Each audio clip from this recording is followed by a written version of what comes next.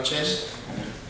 Clausuramos esta noche el cuarto curso de Escuela de Ciudadanos con la intervención de un personaje singular, tanto que él mismo se compara con el conejito Duracell.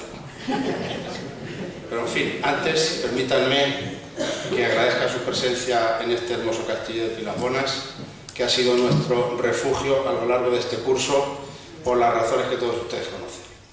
Por cierto que no nos ha ido nada mal, no solo hemos culminado el programa previsto, las 5 conferencias anunciadas el pasado mes de diciembre, más un debate que hicimos sobre el futuro del hospital, y en todas ellas pues han registrado una afluencia considerable de ciudadanos, por lo cual les estamos muy agradecidos. Y también queremos agradecer a nuestros patrocinadores, la Diputación de Ciudad Real, Unicaja y la cadena SER, el apoyo que nos han dado a lo largo de este año, que ha sido complicado y que lo culminamos pues bien. Y ahora vamos a hablar del profesor del día de hoy. El miércoles estaba yo en Conil, en un pueblo de Cádiz, y cuando me desperté, pues habitualmente conecto la radio y haciendo zapping buscando la emisora favorita me encontré la voz de Juan Cruz, hablando, era la emisora Radio Nacional de Carlos Fuentes, que hacía unas horas que había fallecido. Por la noche, ya en Sevilla, ya cuando estaba a punto de acostarme, pues hice lo mismo, enchufé la radio y me encontré con la misma voz de Juan Cruz, esta vez en Canal Sur Radio, que estaba hablando de su amigo Carlos Fuentes.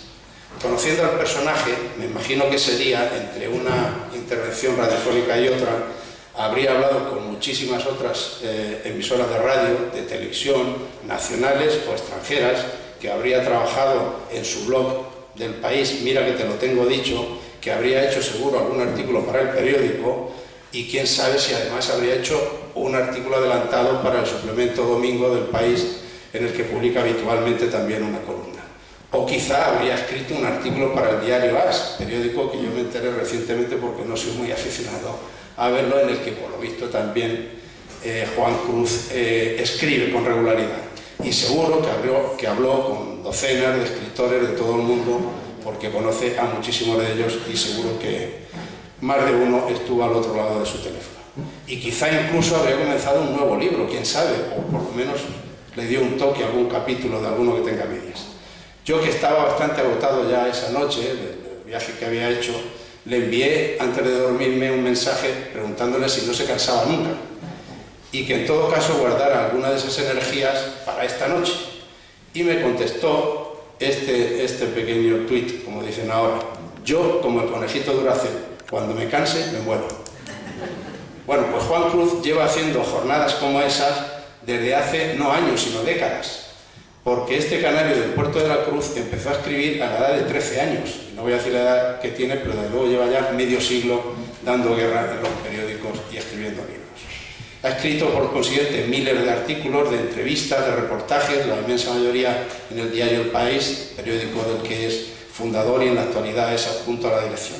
Ha sido corresponsal en el extranjero, ha publicado, como he dicho antes, una veintena de libros, ha sido editor de éxito en Alfaguara y además, como saben, colabora en la radio y la televisión, y por eso algunas noches como ayer se acuesta muy tarde. Por todo ello ha ganado numerosos premios y distinciones, entre ellos el Premio Benito Pérez Armas por un libro que se titulaba Crónica de la nada hecha pedazos, en 1972, el Premio Azorín de novela por El sueño de Oslo, de 1988, y el Premio Comillas de Historia, Biografía y Memorias por Egos revueltos, la vida literaria, una memoria personal, libro que les recomiendo encarecidamente. Incluso tiene un memorable libro, entre otros muchos, sobre una de sus grandes pasiones, que es el fútbol. Un libro dedicado al Barça de Pep Guardiola que se llama Viaje al corazón del fútbol. Muchos de estos libros los pueden encontrar en la biblioteca de aquí de Manzanares. La mayor envidia que me produce Juan, y voy terminando, es que ha conocido y tratado en profundidad a los mejores escritores de las últimas décadas de todo el mundo. Y además de haber leído cientos o miles de libros, ha asimilado la sabiduría que destilan cada uno de ellos y conserva la memoria, cosa que también le envidio profundamente.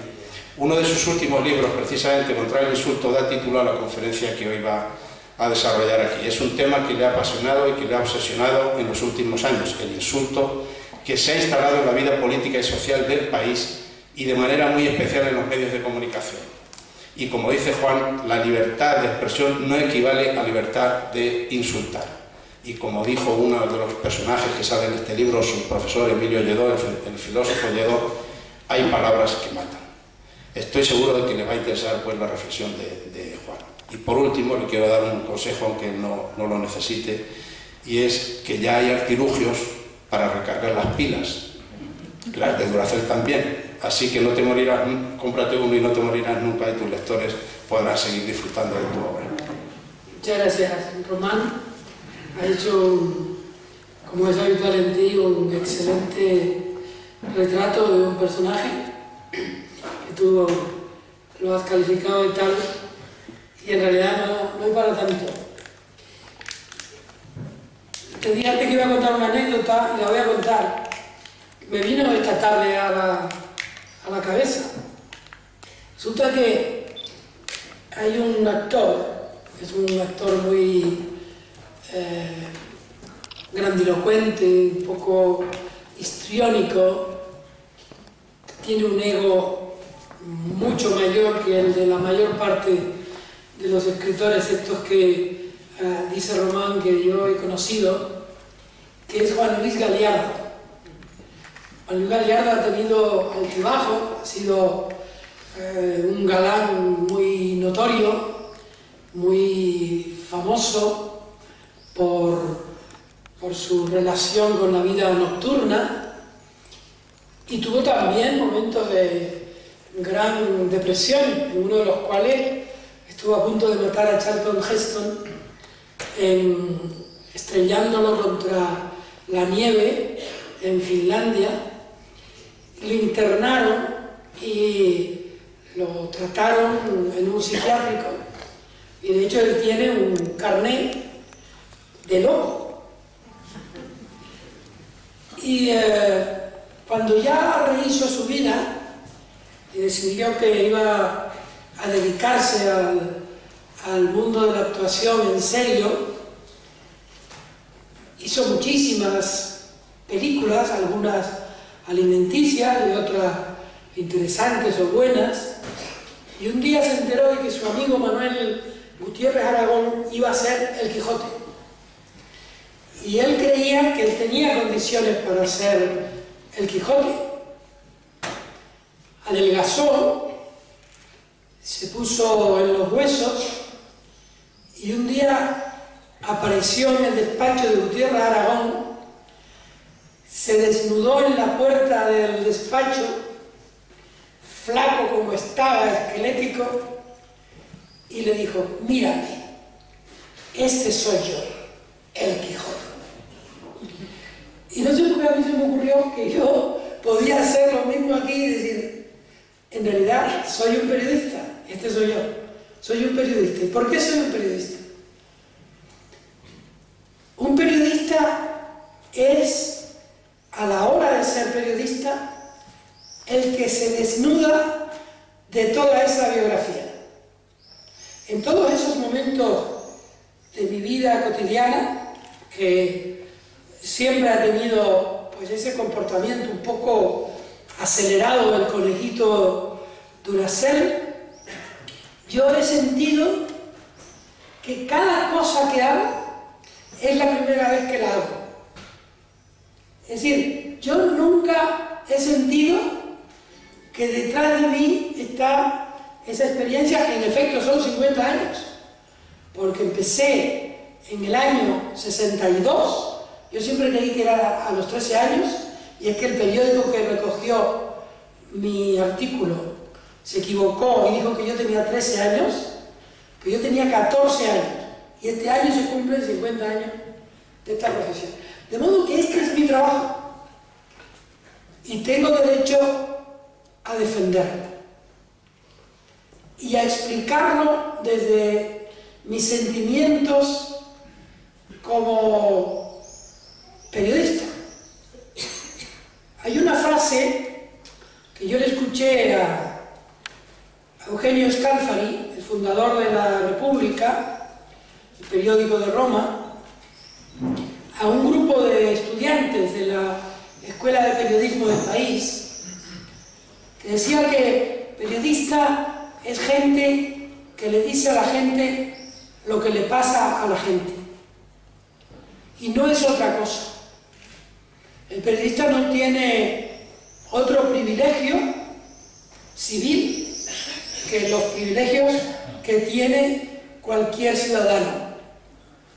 Tiene derecho a saber qué pasa del mismo modo que lo tiene cualquier ciudadano. Tiene derecho a opinar sobre lo que sucede del mismo modo que tiene derecho a opinar sobre lo que sucede cualquier ciudadano. ¿Qué lo distingue de los demás ciudadanos, de los que no son periodistas? Lo distingue, desde mi punto de vista, la responsabilidad que le ha dado el lector, que le ha dado el televidente o el espectador, que le ha dado el radioyente, cuya delegación representa en la vida. Cuando nosotros informamos, cuando nosotros requerimos información, cuando nosotros nos informamos para opinar, lo estamos haciendo en nombre de los ciudadanos. Y eso exige muchísimo autocontrol, muchísima autocrítica y muchísima responsabilidad. Los periodistas no somos jueces, ni somos policías, ni somos fiscales, somos periodistas. Gente que busca decirle a la gente lo que ocurre. España es un país recientemente democrático. Nosotros no tenemos una tradición democrática. Solo hace unos años, la tradición de la enseñanza de los valores democráticos se reguló en una asignatura que se parece al nombre que tiene esta entidad: Educación para la Ciudadanía. Mi generación, que es también la de Román Orozco y la de algunos de ustedes, se crió estudiando en tiempos de dictadura. Y en ese tiempo, nuestro libro de valores se llamaba Formación del Espíritu Nacional. Los periódicos y los medios de comunicación, la radio en primer lugar y luego vendría la televisión, formaban parte de un entramado educativo que dependía del Estado. Y este era un Estado autoritario, que obligaba a pensar, tanto en la escuela como en la universidad, como en los medios, de una determinada manera unidireccional. Los disidentes, en un principio, hasta los años 60, eran tratados como bandoleros. De hecho, las personas que eran perseguidas, detenidas, encarceladas y juzgadas, generalmente lo eran en virtud de una ley de vagos y maleantes que se aplicó, por ejemplo, en 1956 para reprimir la primera revuelta estudiantil que se produjo en Madrid y en la que intervinieron personajes como Javier Pradera, Fernando Sánchez Dragó, Gabriel Elorriaga o Ramón Tamames.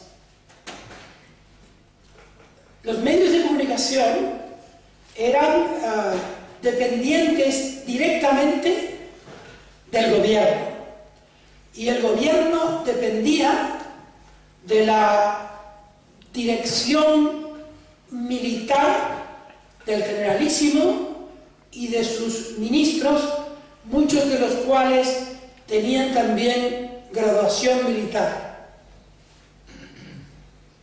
Esto que parece obvio y que forma parte de lo que ahora llamaríamos nuestra educación sentimental, en realidad formaba parte de nuestra educación moral, de nuestra educación política, de nuestra educación de valores ciudadanos. Los valores ciudadanos que ahora atraemos a nuestra memoria cuando decimos la expresión valores son la tolerancia, el diálogo, la virtud moral en el manejo de los recursos públicos, la educación, el respeto por los mayores o por la experiencia, la enseñanza plural, el respeto a las creencias y también a las no creencias religiosas. Esos son valores, no son todos los valores, pero esos son valores. Cuando evocamos ahora valores, evocamos esos valores. Pero en el sedimento de nuestra sociedad, en la memoria genética, en esa especie de calzado social que constituye nuestro espíritu, el espíritu de un país, no están esos valores, porque nosotros no fuimos educados en esos valores. Fuimos educados para repudiar, por ejemplo, el divorcio, para condenar el aborto, para despreciar la igualdad o no tenerla en cuenta, para no respetar las creencias o los valores de los que no compartían las creencias ordenadas por el sistema. Y esto, que parece que se puede diluir con la democracia y con la cultura democrática, no se acaba. Es una lluvia fina que ha ido calando en nuestras conciencias y que tiene hoy una consecuencia civil en nuestra manera de relacionarnos y que afecta por igual a todos los ciudadanos, a los políticos, a los jueces, a los periodistas, a los profesores o maestros, a todos los ciudadanos, a los funcionarios, a los profesionales. Nosotros, cada uno de nosotros, cada uno de los gremios, por así decirlo, de la sociedad, constituye un compartimento que se comunica con otros compartimentos de la sociedad. Y esos compartimentos están naturalmente contaminados. Cuando el juez decide, está decidiendo en virtud de las contaminaciones civiles y morales que le han sido dadas por la historia. Igual sucede con el maestro e igual sucede con el periodista. Y sucede evidentemente también con el político. Esos grupos sociales constituyen, desde mi punto de vista, el sedimento ideológico que convierte nuestro discurso, nuestro relato, como se dice ahora, o nuestra actitud, en una manera de ser, que para simplificar se nos trasladan con términos decimonónicos que acaso ya no sirven para contar cómo somos en la sociedad, en nuestras relaciones con los otros. Se dice que hay izquierdas, derecha, centro, extrema izquierda, extrema derecha. Yo opto en los últimos tiempos por hablar de conservadores y progresistas. Gente que quiere conservar unos determinados valores que están en los sedimentos ancestrales de nuestra memoria civil, y gente que preferiría que se fueran variando esos valores y se buscaran nuevas maneras de conversación en la sociedad para lograr de esta una actitud civil que permita que los nuevos valores democráticos que han ido naciendo a la luz de una reflexión progresista creen una nueva manera de convivencia que haga posible también el respeto entre esas dos zonas de la vida, la zona conservadora y la zona progresista.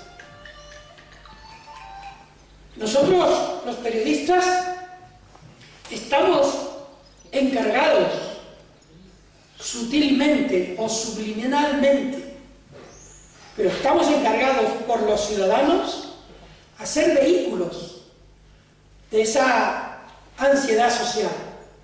Decía James Joyce que ya que no podemos cambiar de país, debemos cambiar de conversación. En este momento, nosotros tenemos, otra vez, después de 20 años, del 93 ahora, ¿cuántos años son?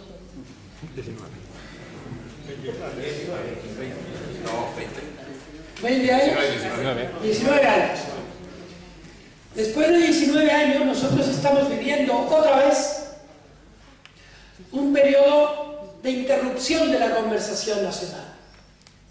Hubo un momento de amplio consenso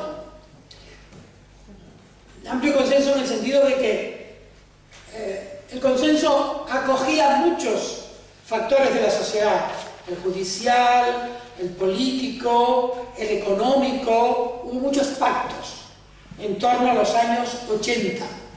Esos pactos, que eran también pactos de conversación y que afectaban a los periodistas de manera singular como vehículos de esa conversación, se rompió en torno a 1993, cuando en España se instaló la costumbre de creer que el periodista podía utilizar el poder civil que le daban los ciudadanos para derrocar gobiernos, como antiguamente, para insultar a los gobernantes, a los jueces, a otros periodistas. Se produjo en España, en las emisoras de radio, en algunos periódicos, en algunas televisiones, aunque en este caso en menor grado, una especie de galimatías moral en función del derecho a informar. Se establecía que se podía también informar sin información. Se vaciaba la información y se la dotaba de opinión. Y en virtud de eso, llegamos a fenómenos como el de la AEPI, que era un organismo constituido por periodistas conservadores, presididos por el ya Nobel de Literatura Camilo José Cela, que, como algún tiempo después confesó uno de sus instigadores, el periodista Luis María Anzón, se reunían con el objetivo de provocar la caída del gobierno de Felipe González. De una manera expresa, en ese momento se decidió por parte de una cúpula muy influyente del periodismo español, en lo que estaban directores de periódicos como el ya citado y otros, columnistas muy reputados, algunos de los cuales venían de la izquierda política española, que decidieron que ellos estaban legitimados como periodistas para convertirse en instigadores de una interrupción grave de la conversación democrática española. Eso ocurrió en 1993 y duró hasta 1996, cuando fue derrotado en las urnas el gobierno de Felipe González y se instaló el gobierno de José María Aznar. Ese era, por otra parte, el objetivo confesado del grupo de periodistas que generó aquel fenómeno que pasó a la historia, pero pasó a la historia de la política, no pasó a la historia del periodismo, como la crispación. Ahí yo haría una distinción y una apelación que quizá luego en la conversación que tengamos pudiéramos discutir o reflexionar sobre ello. En aquel momento empezó en España un periodo de descrédito gravísimo de la política. Ahora no podemos decir de dónde vino ese descrédito exactamente, porque también vino de la política. El ciudadano consideró que la política representaba, y ahora se ha acentuado este fenómeno, representaba lo peor de la sociedad. Los políticos eran corruptos, los políticos eran sectarios, los políticos eran incapaces de mantener una convivencia civil basada en el consenso. Evidentemente, esa burla de la política también tenía su consecuencia en las ondas y en los periódicos impresos. Desde mi punto de vista, cuando los sociólogos lo hagan, o los historiadores de la política lo hagan, tendrán que fijarse en la voluntad que subyacía en esa búsqueda del descrédito de la política. La voluntad era desarmar a la política, desarmar el interés de la ciudadanía por intervenir en la política, por convertir la política en el escenario natural de la vida democrática. Poco a poco se fue desposeyendo a la política del prestigio que en una sociedad democrática debe tener, y por ahí se colaron multitud de gusanos que fueron carcomiendo la silla de la política hasta convertirla en esa silla metafórica en la que José Hernández dibujó la silla de Salazar en uno de los libros más conocidos de José Saramago. Poco a poco se fue carcomiendo el prestigio social de la política, con las consecuencias que luego hemos ido viendo. Muchos años después, en este momento, una vez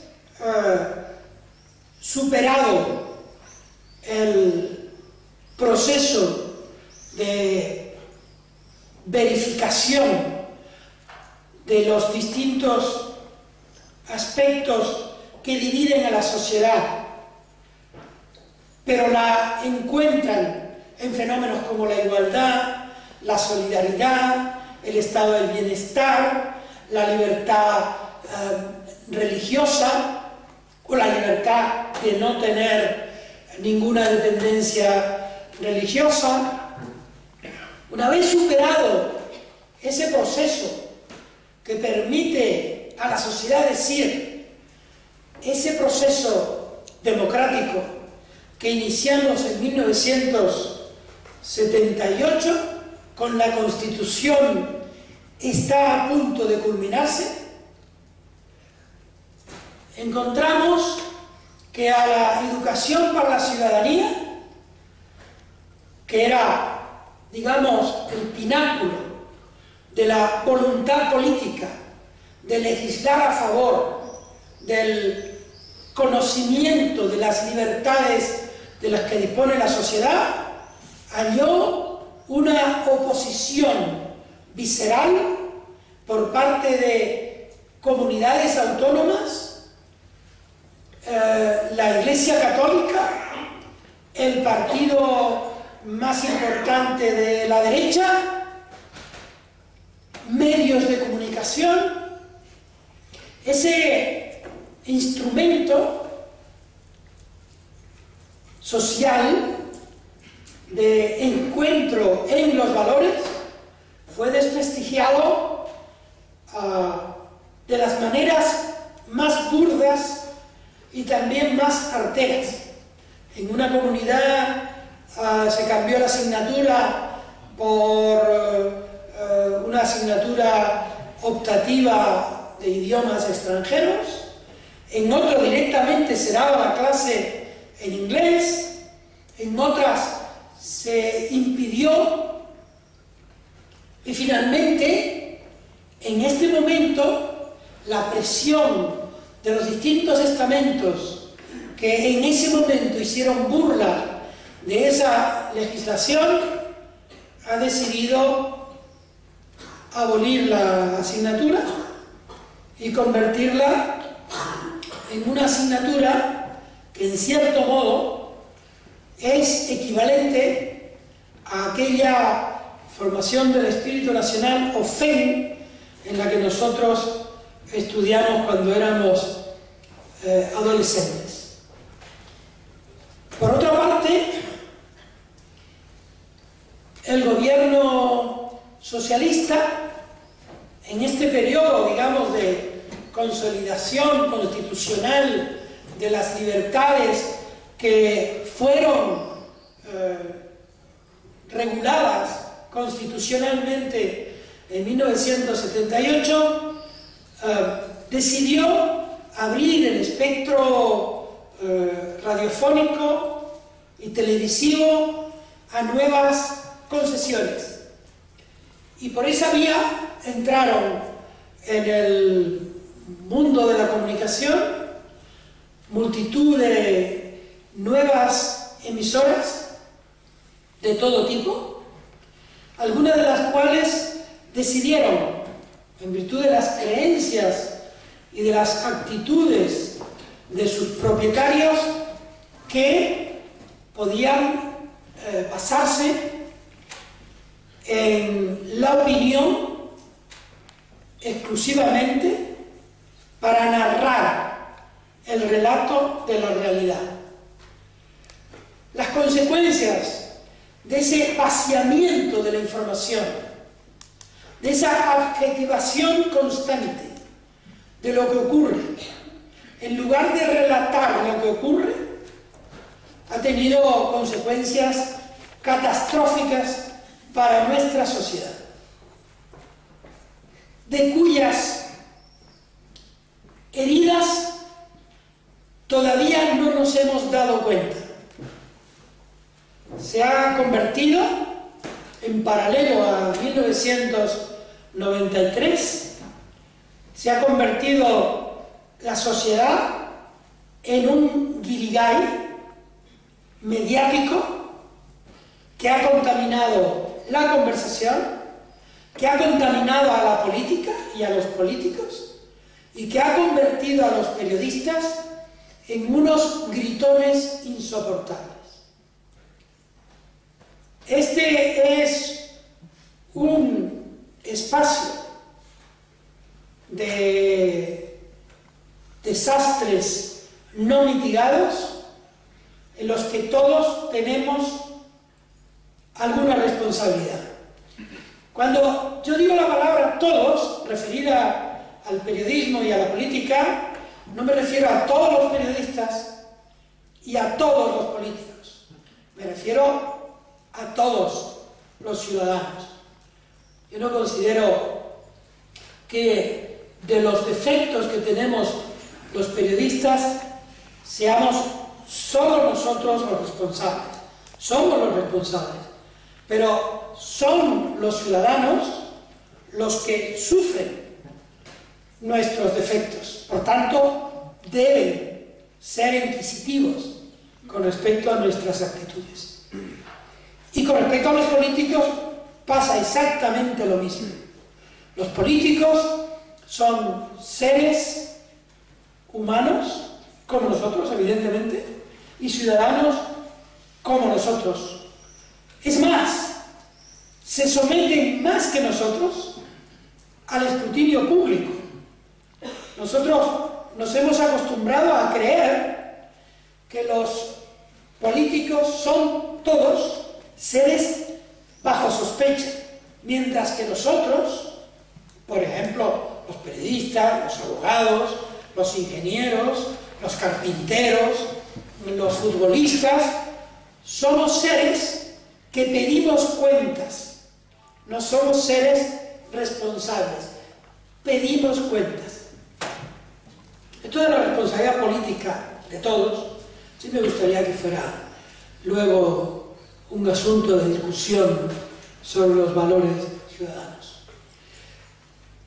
De todo lo que me ha alarmado en este tiempo de usurpación del periodismo por parte de la opinión como un único elemento del periodismo, ha sido el insulto.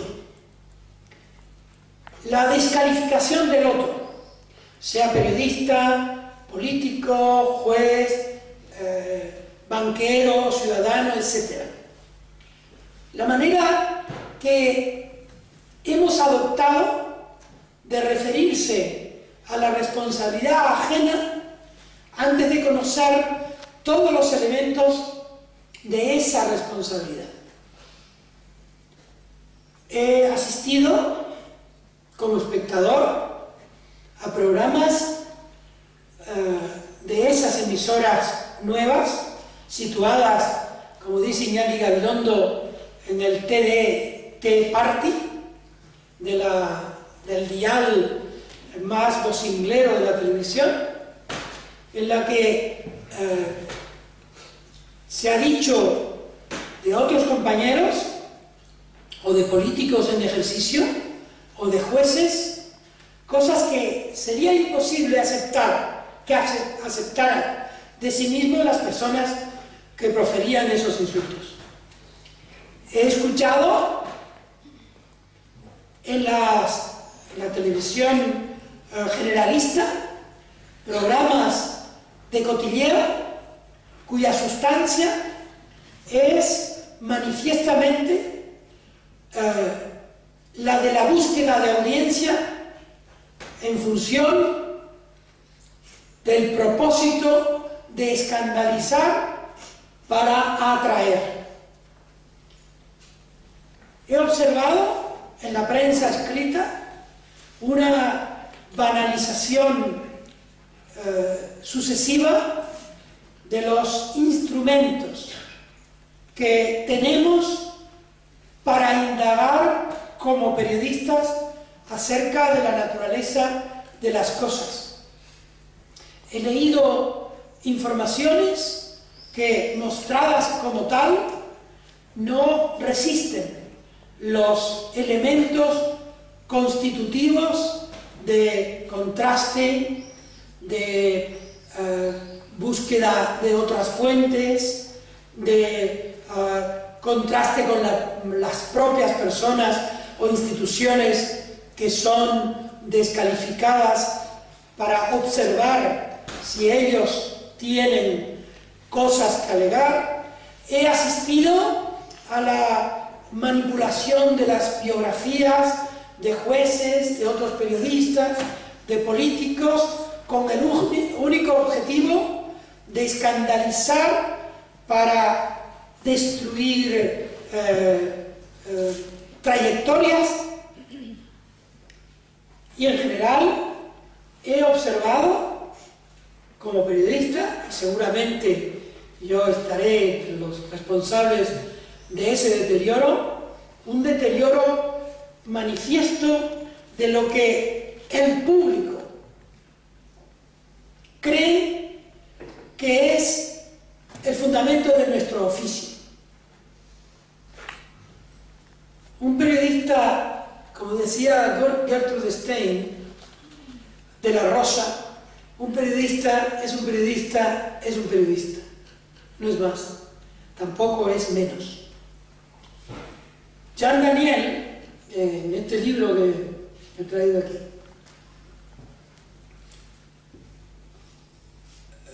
es un libro de conversaciones que yo hice con maestros del periodismo cuando el periodismo empezaba sus horas bajas desde el punto de vista industrial y desde el punto de vista moral, porque la moral del periodista ha ido disminuyendo simbólicamente a medida que ha ido disminuyendo también nuestra capacidad industrial para afrontar los problemas que está enfrentando la sociedad de los medios de comunicación. Pues Jean Daniel contaba que en los años de la Resistencia, Albert Camus dirigía el periódico Combat, y al final de una jornada de mucho trabajo, él estaba muy contento de cómo había salido el periódico. La verdad es que Román y los periodistas que tengan aquí lo pueden decir. Cuando uno termina de hacer el periódico, cuando ya lo acabó y cuando ya empieza a sonar la maquinaria, cuando sonaba la maquinaria, la sensación de plenitud que tienes por algo que al día siguiente, en efecto, va a servir para envolver el pescado o el queso de aquí, es maravillosa. Bueno, pues Camus debió sentir eso. Entonces se fue con los amigos a brindar y terminó la jornada levantando su copa y diciendo: vale la pena vivir para este oficio. Que por eso yo titulé este libro Vale la pena vivir para este oficio. Este es un oficio muy delicado, que a veces nosotros, los periodistas, no nos hemos tomado muy en serio. Y es un oficio sencillo. Es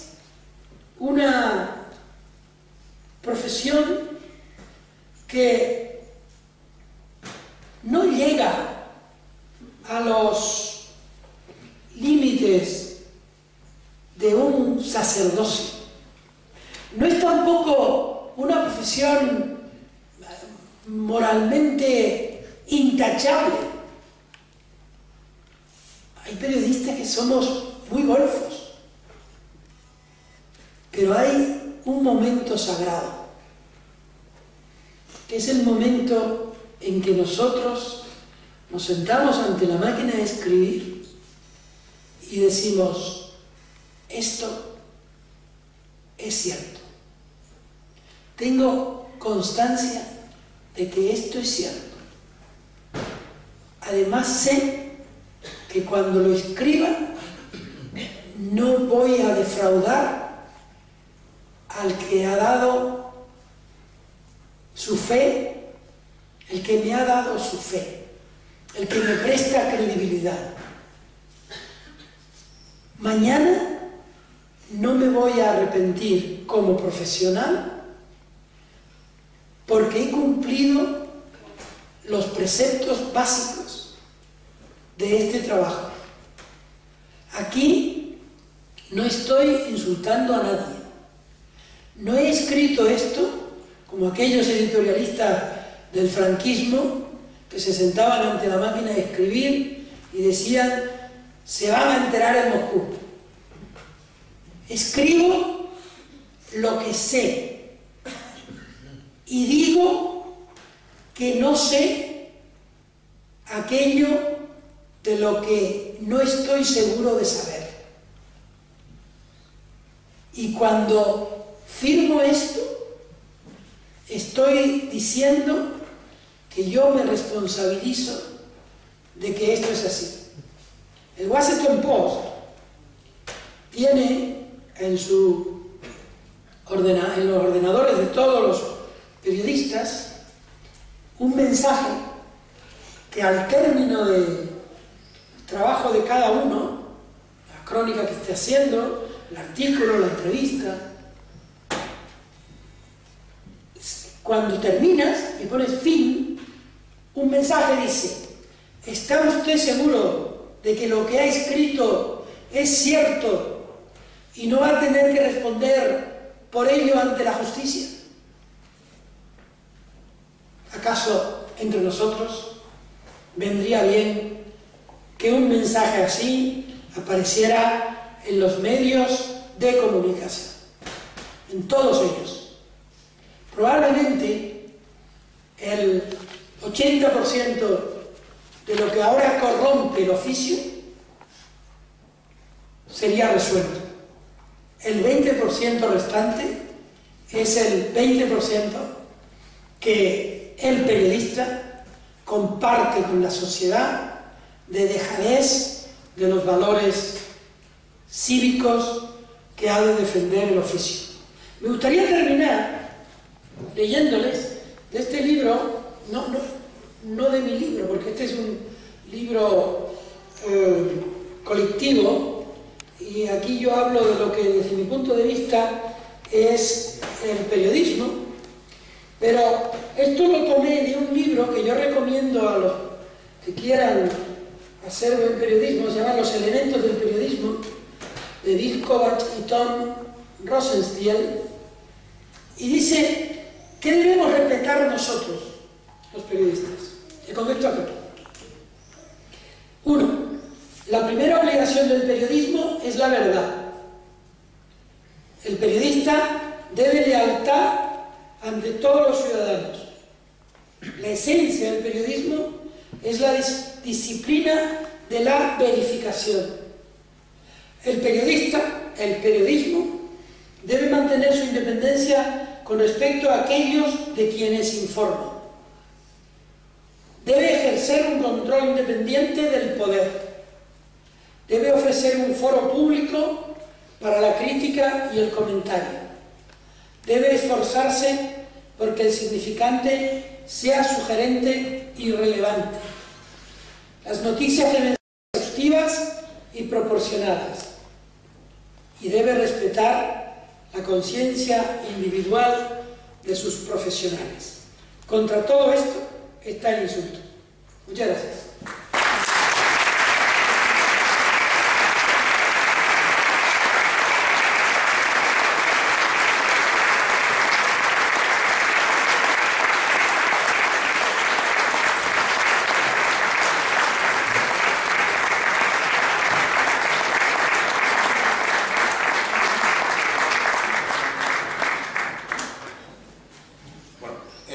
estaba haciendo señales allí porque aquí hay un par de asientos libres. Si quiere la señora, la mamá que tiene a los niños, si quiere acercarse aquí, para que no esté tan... o quien quiera, vamos.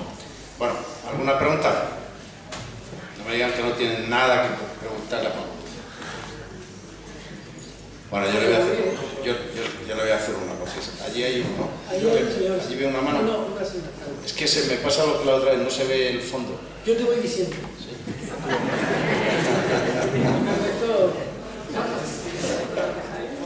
Preguntarle si no existe la posibilidad de que se cree un código deontológico de la profesión de periodista y un observatorio que mantenga el conocimiento y el estándar, el nivel profesional que se necesita en cualquier otra actividad. Y también me gustaría saber si en las materias de asignaturas que tienen en la ciencia de información tienen filosofía y ética, que sería conveniente quizá, si no lo tienen. Sí, en la facultad de periodismo hay ética periodística, sí la hay. Y luego sí hay códigos deontológicos, hay uno muy bueno en el Colegio de Periodistas de Barcelona. Se está implementando el código deontológico de la Asociación de la Prensa, de la Federación de Asociaciones de la Prensa. El problema es que todas estas cosas no son vinculantes. Y luego que los periodistas no tienen, digamos, obligaciones colectivas con respecto a la defensa del oficio. No se sienten obligados por la defensa del oficio, ¿no?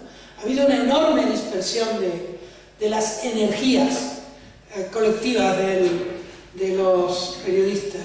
Y, por ejemplo, en mi tierra, en Canarias, hay un periódico que ha tomado por costumbre insultar todos los días.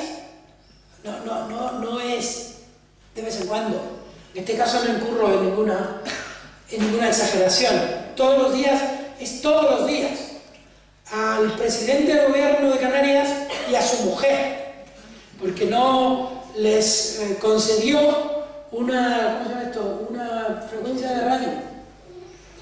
Y el insulto más habitual que les hacen es muy interesante, porque lo llaman el matrimonio rumano, que eso tiene una connotación evidente. Recuerden ustedes en qué terminó el matrimonio Ceausescu, ¿no?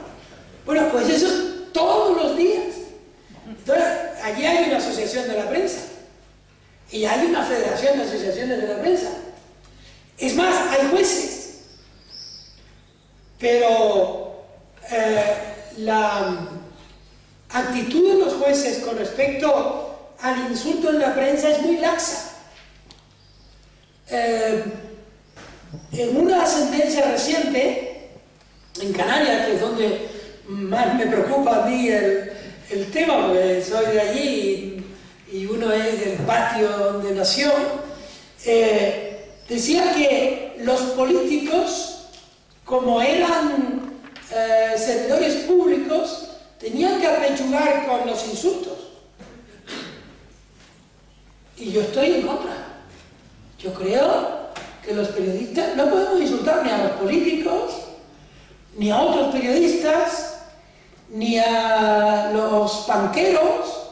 Nosotros debemos decir lo que las actitudes denotan y debemos ofrecer nuestra perspectiva de lo que son los políticos, los jueces, en fin, toda la organización, los obispos, etcétera, etcétera.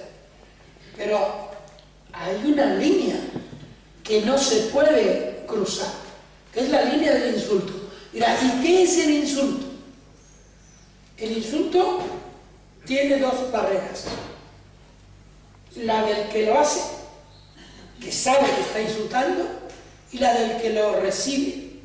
El que se siente insultado tiene derecho a ponerlo de manifiesto. Entonces, los periodistas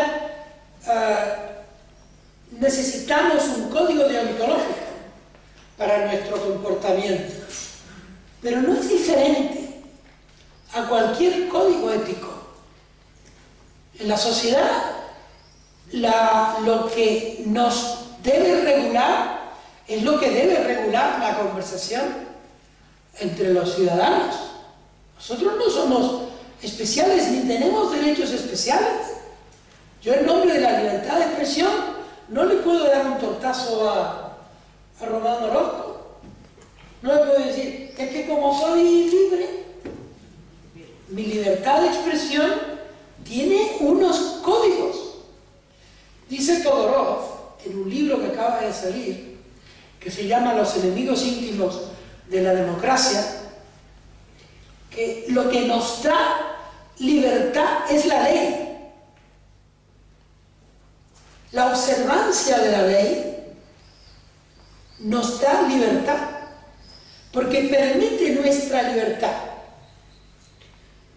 Porque el otro puede decir que tiene libertad, pero si lesiona la mía, está lesionando la libertad. La libertad no es la libertad de él enfrente de la libertad mía. La libertad es una cosa grande que hay que regular, que hay que legislar. ¿Por qué hemos legislado sobre la libertad religiosa? ¿Por qué hemos legislado también sobre la libertad de expresión? Porque la ley garantiza el derecho a la libertad de expresión de este señor y del mío. Pero mi libertad de expresión no puede lesionar la libertad de expresión de este señor. Bueno, termino, porque si no, se doy otra charla aquí. Bueno, a ver, ¿alguna pregunta más? Yo quiero hacer una, Juan. He leído un libro, bueno, empecé a leer un libro que lo conoces seguro, que se llama Las mil frases más feroces de la derecha del cavernícola, que es con la mano izquierda. Y ahí he sacado, bueno, no he terminado de leerlo porque me asqueaba y me da una dolor al estómago de lo que tú dices, de los insultos que se hacen contra, ya no solo los políticos, sino incluso con su familia, sus hijos, sus hijas y tal, que lo han hecho con Zapatero, por ejemplo. Hay una frase que dice, el Hermann Test, que dice, los españoles sabrán por qué votaron al irresponsable y mentiroso que nos ha llevado a esta crisis. Bueno, hoy lo dice también, ¿eh? Sí. El ABC de hoy lo dice también. Mira. Lo recorté, lo he sacado del libro. Y luego, claro, esto, ¿cómo se llaman? El Lucía, el Millán Durán, el Alsón, el Caudalla, el Germantet, los Santos, en fin, todos. Ignacio Camacho, el Quevedo, te puedo decir una cantidad. Y yo me refiero a esto lo he dicho el código ético, de por qué los periodistas son honrados y serios, que hacen las crónicas buenas, por qué no juntáis y hacéis un club para esta gente, llevarlos al redil donde hay que llevarlos para enseñarse el periodismo? Yo no soy partidario, ¿no? Yo soy partidario de ser muy autocríticos, porque yo puedo caer en los mismos vicios. Decía Onetti que todo periodista y todo escritor debía tener una mano que le golpee la mano cuando contraviene lo que él considera que es la esencia de su oficio. Cuando pone un adjetivo que está mal, cuando no está seguro de un dato y lo introduce, esa mano es el club. Yo soy partidario de escribir pensando que lo que estoy diciendo contra otro, lo estoy diciendo contra mí. Y yo creo que mejoraría mucho la conversación. Decía un profesor mío, aparte de esto de que el insulto mata, Miguel Lledó decía que dentro de todo sí hay un pequeño no, y dentro de todo no hay un pequeño sí. Yo considero que nosotros debemos despojarnos de certezas en el ejercicio de la escritura, porque la escritura se hace en base a los versos de Machado sobre la verdad. La verdad no es la verdad, que cada uno tiene. La verdad es una cosa que es como la utopía, es como el Aleph de Borges. Hay que juntarse muchos y luego comparar. ¿Qué viste tú? Pues vi esto. Ah, pues yo no había visto esto. Pues entre todos juntemos lo que hemos visto. Yo creo que, mira, en la época de Orozco, que es un poquito mayor que yo, empezó en España un germen de periodismo anglosajón que lamentablemente se abandonó en torno a 1982, 1981-82, por culpa de los periodistas y por culpa de los políticos. Los políticos y los periodistas empezaron a dormir en las mismas camas, a fumarse los mismos puros, a beberse las mismas copas de coñac. Pero había una cosa singular en ese periodismo previo a la progresiva destrucción del periodismo, que era que se juntaban muchos periodistas, 3 o 4, para contar una historia. Y luego uno de ellos escribía con los inputs que venían, ¿no? Esto lo hace el Time, lo hace el Newsweek, lo hace el Observer, también lo hace Le Monde, lo hace la prensa anglosajona alemana, y en España se hizo, también lo hizo El País, pero ahora esa información que busca distintas fuentes se ha aligerado por motivos económicos, también por el egoísmo o el egocentrismo de los periodistas, que no quieren compartir con otro, digamos, el autobús, y eso yo creo que está deteriorando el periodismo. De modo que yo no creo que haga falta ningún club, hace falta hacer periodismo. Augusto del Cáder decía que en caso de duda había que hacer periodismo. El otro día leí en algún lado que alguien lo decía como si lo dijera él. No, fue Augusto. A lo mejor Augusto se lo copió a alguien, pero yo se lo escuché a Augusto. ¿Alguna pregunta? Yo sí tengo alguna. La gente cuando se hacen encuestas, resulta que la 2 es la cadena más vista del universo, ¿no? Los famosos documentos de la naturaleza. Sin embargo, luego la realidad dice que lo contrario, que los llamados programas de telebasura. La pregunta es, tú antes has hablado que la responsabilidad es de todos, es decir, que los periodistas no son los exclusivos responsables de lo que pasa. Pero ahora que hay aquí bastante gente, y que es una pregunta que siempre se hace, un comentario que siempre surge en los bares, es decir, ¿quién es más responsable cuando un programa de telebasura llega a cotas de audiencia sobresalientes, el que está viendo o el que está produciendo?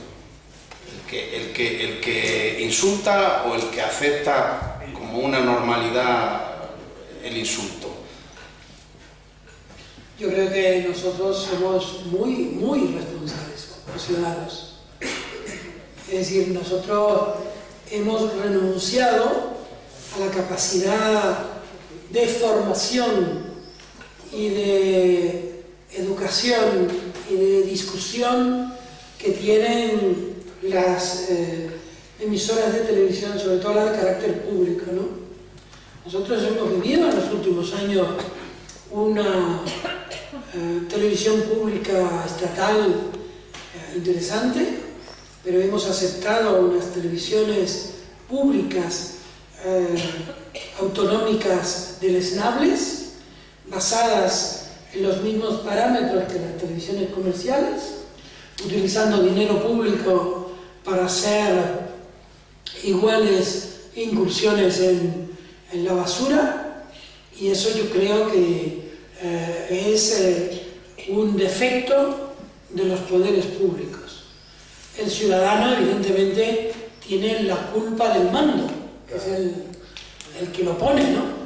Pero yo considero que también la sociedad que regula la televisión, el espectro radioeléctrico, tendría que proponer frenos y tiene medios para hacerlo, para que no se sature los canales privados de ese tipo de agresiones a los valores cívicos que se tienen que alentar desde los medios de comunicación. Y yo creo que eso está manifiestamente ahogado por la presencia atosigante de emisiones que son de carácter no basura. Lo deleznable tiene otro nombre.